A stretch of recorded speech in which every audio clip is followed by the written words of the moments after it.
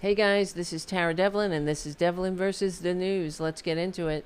I've said for years that in every Republican chest beats the heart of fascism. Every day we get more living proof. History is a brutal teacher, and as the saying goes, those who don't know history are doomed to repeat. Well, it's only doomed to repeat because people refuse to learn. And I want to remind everyone that conservatism is a fundamentally undemocratic ideology. If this were the time of the revolution, conservatives would be begging King George for a trickle. They're the ones who think that everyone should be in a natural hierarchy and will have utopia when everyone knows their place. On the other hand, the founders, who with all their flaws and hypocrisies, they were students of the liberal age of enlightenment. They were progressives. There's nothing more progressive than overthrowing a king and an aristocracy. And I repeat this so we remember that we're the ones who are the patriots. We're the ones carrying the mantle of the American Revolution and the Constitution. We're the ones capable of functioning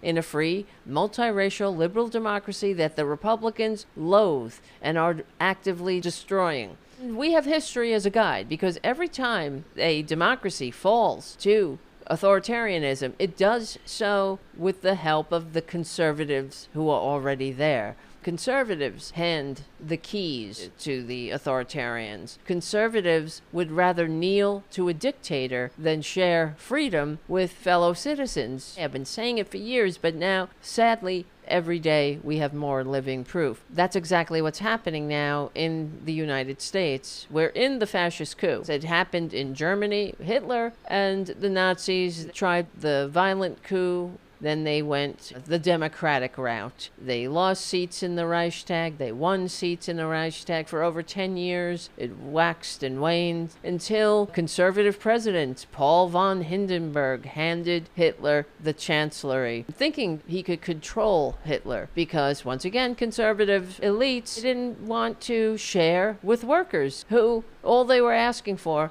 were a fair piece of the pie, a seat at the table. Conservatism just couldn't handle that, so they delivered the world a Holocaust, 75 million souls going to their cold early graves on the delusion that they could control the authoritarian. It also happened in Norway when the Nazis invaded Norway in 1940. Quisling, a far-right conservative who despised the nation's labor government, immediately offered his service to Hitler. Now, in Norway, Quisling is synonymous with traitor, sort of like Benedict Arnold here, and one day, in the not-too-distant future, the name of Donald Trump will also be synonymous with traitor. Mark my words. It happened in France. When Hitler rolled into Paris, the conservative generals and the politicians who hated the left, and what is hating the left? It's hating labor, hating workers, hating people who want a seat at the table and a fair share of the profits their labor makes possible in the first place. And Paris, conservatives capitulated to the Nazis and installed the Vichy regime, collaborating with fascism to preserve their class dominance. In every case, conservative elites prioritized their loathing for democracy and for an equitable distribution of wealth. E pluribus unum. They would rather bend the knee to a dictator for their own selfish gains. And now it's happening here. Fascist Republicans defend traitors. They literally have a traitor as a standard bearer. This traitor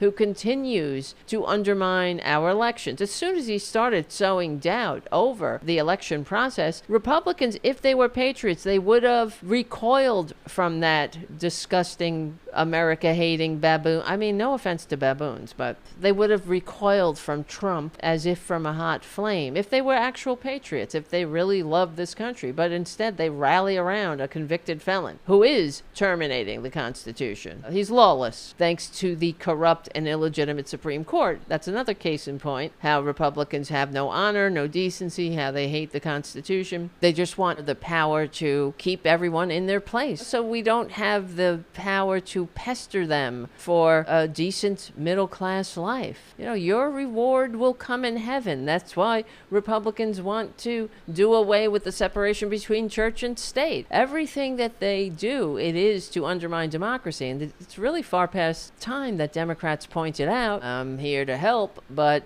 I can't do it alone. The Republicans, they are right now actively making it so we go through the pantomime of elections, just like in Russia. For Trader Trump to take election advice from Putin, he's not taking election advice. He's taking advice on how to create false elections with a foregone conclusion, like what happens in Russia. Yeah, sure, we'll have election day, we'll go out, but everybody will know the outcome before you even walk out the door. And Republicans don't care. Legitimacy is irrelevant to them. They don't care if they receive fewer votes, if they represent fewer people, if Democrats receive millions of more votes and still remain in the minority. They have no decency. They don't care. They just want power, the power to put their boot on our neck and make sure that we have no power to do anything about it. I read an article earlier today on Substack by Chris Armitage, who put down this chilling truth. The link is in the article accompanying this video. And Chris Armitage's article is, I researched every attempt to stop fascism in history.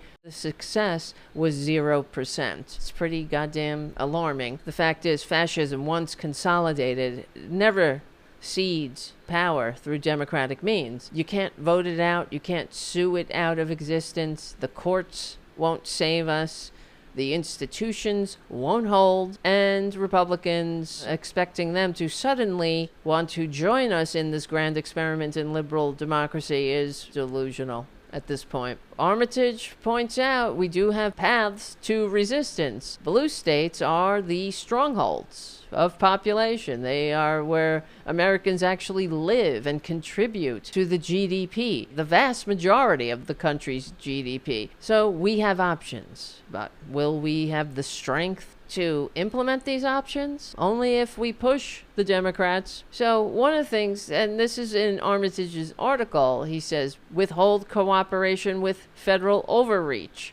Refuse to implement authoritarian edicts that violate the Constitution. This is what blue states can do. Use our legislative power to protect rights locally when they come after us federally, whether that means a safe harbor for reproductive freedom, LGBTQ rights, immigrants. Another thing he says is form multi-state compacts to coordinate policy and resistance, effectively creating regional alliances that preserve democracy, even under dictatorial national government. Starve authoritarian rule of the resources by leveraging our economic power. Remember, blue states generate the majority of federal tax dollars and prop up those poorly run welfare queen red states. Armitage suggests even creating a cryptocurrency that maggots can't touch and can't be traced. And then ultimately, the final weapon in our arsenal is secession, finally, breaking away entirely to preserve democracy itself. Wouldn't it be an insult to everyone who ever fought, bled, and died for this grand experiment in liberal democracy if we let the entire thing fall to authoritarianism, especially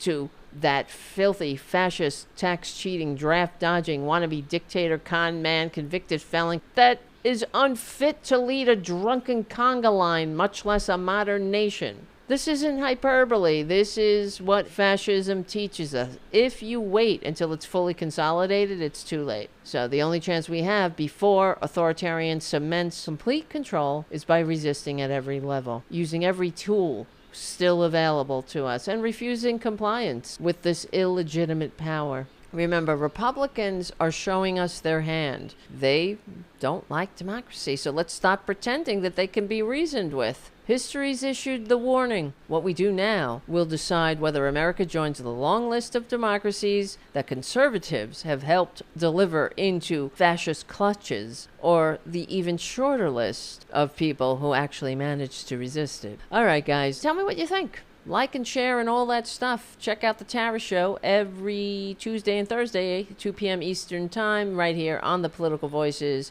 Substack and YouTube channel with myself and Tara Dublin. My show, Friday nights, Tara Buster YouTube channel, youtube.com/c4channel/TaraBuster, and the Political Voices Substack. Like, subscribe, all that stuff. Share with your friends. we will win. We're on the right side of history. We're on the right side of decency, dignity, democracy, humanity. We stick together, we win. My name is Tara Devlin. I'll see you soon.